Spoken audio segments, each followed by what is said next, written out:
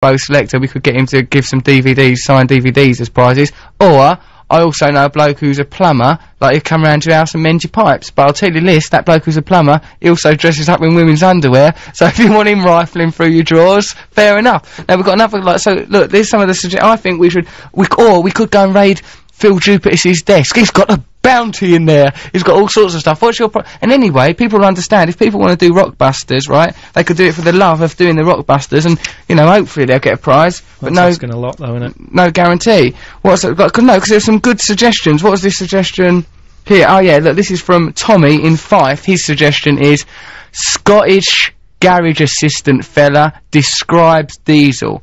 Scottish garage assistant fella describes Diesel. So it's going to be like an accent describing Diesel or another kind of fuel. That's Tommy from Fife's one. Is he saying that they've run out of fuel? No, he's just describing it. It just says he describes it. He's not saying, Scottish, yeah, I think that'd be a better clue, yeah. He's saying that they've run out of fuel. Scottish garage assistant fella says that there's no fuel here. That's Tommy from Fife's suggestion with a little bit of Karl Pilkington magic just sprinkled over the top. Then, there's another one, that painting smell nice, what's going on there? We don't know, that's just sent by an anonymous person, just for the love of Rockbusters. You see, you're creating a phenomenon here, Karl. So what's the initials on that one? The initials are, on the first one, the Diesel describing fuel one, Scottish fella describing fuel, that's SP, and the painting smelling nice, what's going on there, the initials are AB. Okay, so send us your answers to those, and we might get a prize. We could either go and raid Phil Jupiter's desk. I see you've got some Jack D DVDs there, we could go rifle through there. I'll tell you what would be really easy to sort out. Go Maybe on. like if they've got a favourite song or something. Favourite song? And well, we've we could got play. it. Oh yeah, we could play. Alright, we could do a request, but also I'm up for nicking some stuff now. I don't know, my blood's up, Karl. But we're like, you said like we've got a commitment. Once we've like given out a prize, we've got to give it. All I'm thinking is, right, if we say, oh, we'll get some signed DVDs, right? It's not going to happen for the next week because it's New Year and stuff. We're not going to, right? And then it's just that long wait. And I remember when I was a kid, right? And like I joined the Dennis the Menace fan club, with the Beano, filled it out and that, and every day. Oh, it was an interminable wait, wasn't it? It just went on and on. Within 28 days, I was driven mad. I want me Nasher badge. And that's what I'm thinking, you know. Rory, who's sending a lot of texts. Good old Rory, God bless him. He's good, he's been there every night for us, supporting us, right? He's been a rock for us, Rory has. Say if he took part, and his days are going by, and he's getting up every morning, looking out at the postman going, where's me post, sir? There's nothing. Like he goes all Dickensian, excuse me, has there been any letters in the mail for me today? That was Coral in the Morning, and before that we had Richard Ashcroft, Break the Night with Colour. This show's been musically very good, hasn't it? Have you enjoyed it so far? I'm loving it, yeah. I'd like to have most of these tracks in my head, but not, as we said before, not Chemical Brothers all the time. 5 minutes, that's more than enough. Well, it's not more than enough, it's exactly right, they pitched it perfectly. Got email, or we've got, you know, like how we're doing our, Rockbusters quiz. Well, we've got some more suggestions from people. This one is from Mellow Simon in Surbiton, right? His clue is, used to be Mr. Winston's muscles, initials X and S, win a Doors DVD. He's going to provide a prize, right? And he'd like to have Bobby Hutcherson's in his head the whole time. Fair enough. But just give us that clue again a second. Right. Used to be Mr. Winston's muscles, initials X and S. He's providing his own prize. If you can get that right, win a Doors DVD. Now, we're not culpable for that. If Mellow Simon in Surbiton reneges on that deal and you never see that Doors DVD, we ain't responsible. Do you see what it means? We can do this quiz, we don't have to go and raid Phil Jupiter's desk. We can keep our fingers clean, we don't have to have our dabs all over. What, so we're just leaving it to them? It's like some sort of Noel Edmonds swap shop thing. It's like swap shop. We're doing on-air swap shop now, although I still think that, you know, if people get the ones that we've already put out, like that one from Tommy from Fife, Scottish garage assistant, describes Diesel, says there's no fuel there, right, initials SP, we'll have to provide the prize.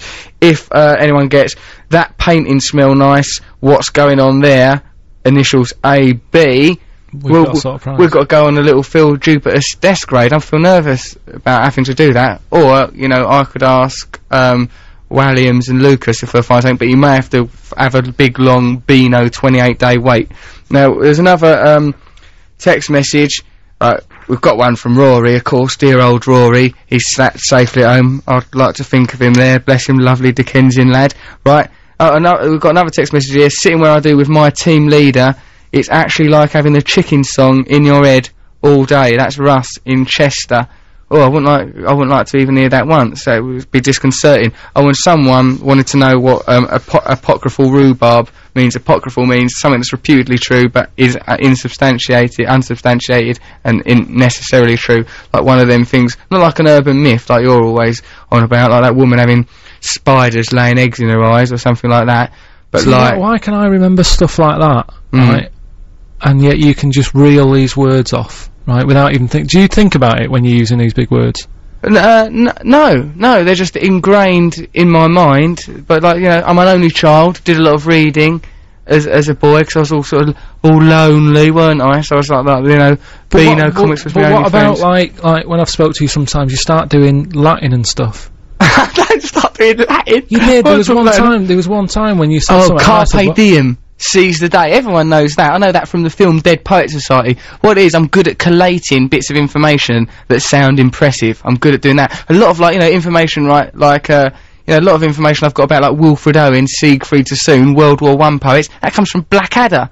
Do you know what I mean? Sort of, I get little pop cultural tidbits, collate them together in my mind, and then I'm able to send them back out into the world. Carpe diem means seize the day, live the moment. But why didn't they just say that? Because that was their language, to them that was saying it. Yeah, but it was kind of like... condensed. Were they always in a rush, then, people? They had a lot going on. They were very busy people, the Latins, Carl. All sort of crammed in, innit? They've got to get a lot of information conveyed in a very quick way. As quick a way as possible. In many ways, they're a lot like us. That was The Cure, The Walk. This is BBC Six Music. I'm Russell Brand. I'm here with Karl Pilkington. We're standing in for Nimone while she... I imagine her lavering herself up, not even in the bath, sat on a carpet, just lavering herself up with all manner of vim, probably. Soaping herself down with vim while we're in here toiling. Why are you thinking that? You mean like some sort of Christmas present? She's luxuriating, is what I'm suggesting. There's a lot of soap about, isn't there? Well, so she wouldn't need to use Vim, particularly not at Christmas. No, I just was thinking, like, suddenly at Christmas, soap comes in all shapes and sizes, doesn't it? Why is that? I don't know, because it all does the same thing, doesn't it? Yeah, did you got some from that facial, didn't you? I got a bit of that, yeah, I went in there, she said, well, it's, the problem with all that stuff they give you in that facial place, right, it's all very well, right, if you got nothing else to do with your day. Yeah. But for me, I want to get up and out and have a wash in about 3 minutes. Right. All that stuff they do takes about half an hour. Half hour washing yourself, putting different pastes and gums and powders. It's not just washing yourself once. It was like you wash yourself and then you wash again. It's like, do you know what I mean? If I worked down the mines, I'd say maybe there's some, you know, muck under there. Yeah. But I'm only sat in here. Sat in here, how dirty is your face going to get? Not that dirty. It's not, is it? Particularly as I've curbed most of my habits. Now, what we've got here is a lovely... You know, we're doing these Rockbusters quizzes, right? Tommy from Fife sent in, like, his clue. Scottish garage assistant fella describes diesel or lack of fuel. We amended it a bit. The initials are SP, right? That is contingent upon doing the answer in a certain accent. A Scottish accent, as he specifies, right? Your one was an accent about Kenny Loggins, wasn't it? Scottish. Kenny Loggins. Right, that was like another accent-dependent one. I've got this thing out of the paper today. It's actually the Sun paper, as will become apparent when I tell you that the headline was Accents Job Blow. Right? If you think about it, there's a joke in there. We won't elaborate because we're on the BBC and we've got too good a manners. Accents Job Blow. Job Blow. That's like a Rockbuster. Job Blow. Right. Yeah, it is, but here, you know, this isn't a clue. I'm going to give you the information now. Businessmen and women are prejudiced against regional accents, a survey reveals today. Nearly 80% of those quizzed, they always use things like that in the Sun, don't they? Quizzed. Those quizzed reckoned people with a home counties accent were generally successful, but 64% regarded those with a Liverpool accent as being generally unsuccessful, followed by those with a Birmingham accent or a West Midlands twang. Now, do you find accents inhibit success? I've got a little bit of an accent, right? I'm from Essex. You've got your Manchester accent there, haven't you? Yeah, but it's a bit softer now because I've been in London for a bit. Was your parents, when you go back home, do your parents say, "Oh, cry," and "Oh, bloody hell, you sound like a right tough son," do they? They do a little bit, yeah. But then after spending like a day with them, you know, it comes back a bit and what have you. Yeah, they take. But what are they saying about? Do they say anything about Manchester voices? They don't. Manchester is not. I mean, I think if we got the survey in full, you'd find that all northern accents were probably prejudiced against. Hopefully, it's not as bad as it used to be. But there are certain situations where an accent will be disconcerting, right? Sort of. Do you think? I mean, I know what you mean. Like, probably if you're on a plane. Right, you're on an aeroplane and the captain... the pilot comes on and he's like, right, sit down, will you? I'm going to take off in a minute. Alright, take off, sit down, behave yourself. Yeah, you'd worry. Because, I mean, it's a bit wrong, right, but I got on a little flight and she had a nice voice, but a woman's voice. And that made you worried? I don't know why. Because she's probably really good. She's got to be qualified as a pilot. They can't just go, hello, she's a cracking-looking woman. Sit her in the cockpit. But really strange how suddenly I was like, oh put your seatbelt on, keep it on. Because you're a bit sexist. It's not that, though. How'd you have responded if went, ooh, chucks away. We're going to take to the skies now, gentlemen. That was the Strokes there. Right, now, on this accent thing, like, Carl, you wouldn't like to have, an overly effeminate or camp man, nothing to do with sexuality, because I'm quite camp and I'm heterosexual. You wouldn't like an overly camp man in a cockpit, don't mind if I do, or a woman pilot. What other accents wouldn't you like to hear in certain jobs? What about, doctors? Doctors? Yeah.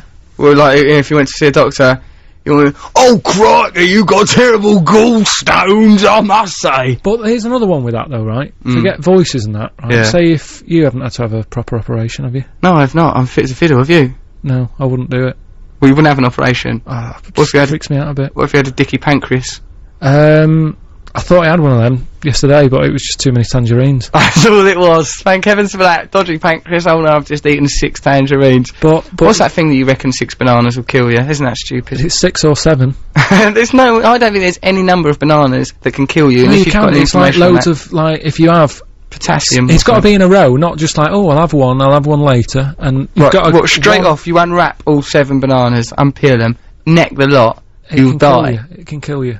I don't believe that for a second. That's one of those things that Carl's just heard and believed, send a text message to either validate that or to disprove it. Like he was saying, people that have fits can get living dog hat helmets to wrap around their skulls to protect them. He was claiming just yesterday on this very radio station. Well, listen, here's another little point, right? We've said about, like, a doctor having like a Scouse accent or a ranking sort of Manchester or whatever. What about, right, you go in hospital. Yeah. It's something pretty serious. You've got to have a new kidney. Right, a new kidney. Yeah, they're pretty vital, aren't they? They're vital. The nurse is there, she's going, right, Mr. Brand, everything's going to be alright, I'll just stroke your brow, don't worry, don't sweat and that, the doctor will be in a minute. Yeah, right? You're lying down on your bed, doctor comes in, right, he's about 12 years old. 12. He can talk the talk. Right, he's got all the lyrics. He's doing all that, and he's going, yes, I liked you on, Big Brother's Big Mouth and that, that's one of my favourite programmes. I'd worry if he brought that up. He's really posh and everything, and he sounds really... Would you make a point of it? Would you go, aren't you a bit young? I would. I very much would. I'd say, look, I don't think you've had the experience of life. You seem very, very young to me to be tampering with my inside, and I don't know if I want you to see me in my pants. And he says, look, either you let me do it, or you don't have it done, and you're gonna get ill. I go booper. I go private rather than... And also, if he's a doctor, they have to take an oath, Carl, not to unsettle you. If he starts saying things like that to me...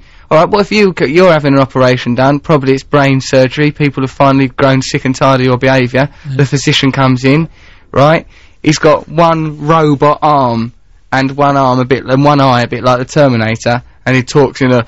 Well, Mr. Pilkington, I will be able to conduct this operation, but you must behave with absolute candour. Oh, that means I wouldn't put myself in that situation. Because I don't like going to the doctors and that. Yeah, but you've got this brain disease. You say about this oath, right? When I was a kid, right? Maybe this is what put me off doctors. Go on. I used to not nick, because we were thrown out, but take a lot of cakes from round the back of this cake shop. Yeah. They used to chuck them out at night. Right. And they weren't off, it's just that they've got to be extra cautious, haven't they, these days? They can't take risks with cakes, Carl. Right. That's what did for Janis Joplin. Destroyed her. So I used to go jump over the wall, get, like, cream donuts. Yeah. They were all there.